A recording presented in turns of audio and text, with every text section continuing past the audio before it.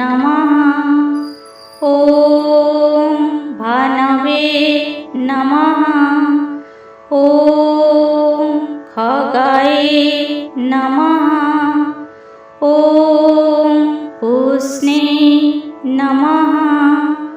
ॐ हिरण्यगर्भाय नमः। ॐ मारीचे नमः। ॐ आदित्याय नमः। ॐ सवित्रे नमः। ॐ अर्काय नमः। ॐ भास्कराय नमः।